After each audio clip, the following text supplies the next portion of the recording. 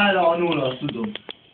Aztán elég szögbe jó. Na most várj, olvad? Jól vagy, ez már igen jó. Jó napot kívánok! Éppen tojásrántottát sütünk Petinél. Mi? Ez mondom már, piros paprika ide, tojásba! Tojás, piros paprika. Vajat keverünk éppen. Nem tudom minek egyébként. De ez a nagymama ne teszje, ez a dédapám törölköltem. Jó, bazzeg, büdös az a gáz. Hát még milyen el? Én latom! Ez jót adtátok! Na jó van. Jót adtátok! Na, megy? Na. Miért nehogy a szemedbe is tépzőcsköljön, mert már kiderül. Nem fog a szemedre fröcskölni, fog már föl. Na meg kell várni, jó ki kell, jó valasan kell ezt. Mert ígyen kell, a finom kell csinálni.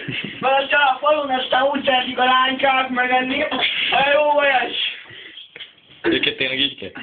Akkor, de ezt valóítani cságolva. Na bazd meg, ez már fröcsög. Nem jó, hogy ilyenik, Hát hogy a köcsögnél lánykák. kell, van zsírva. Na jó van, tegyük bele a tojást. Még nem. Mi ne? Ezt mondtam! Nem az, bazd meg, ne izéljél! A szélét kedd már össze! Kend el a szélét, te buzi! Jó. Kezdem szét a szélét.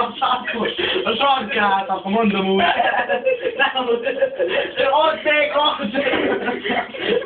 Úgy, akkor... Ne féljél már te! Gyere vissza! Főzünk! Szakó Yamamoto, na. Na, úgy, akkor... Jó, kezdjük a tojásba. Tedd be a tojás, Peti! Tojás, vele a tojásra. Hogy kell? Hát bazd meg, úgy, hogy beleöntök! Hát, tojás, szét csipket már ez szar. Önts bele! Már bele. Hogy nem meg... Kikapcsoltad, vagy mi? Nem. Na jó, akkor lejjebb vettük a gázt. Na szóval, most beleöntjük a tojást.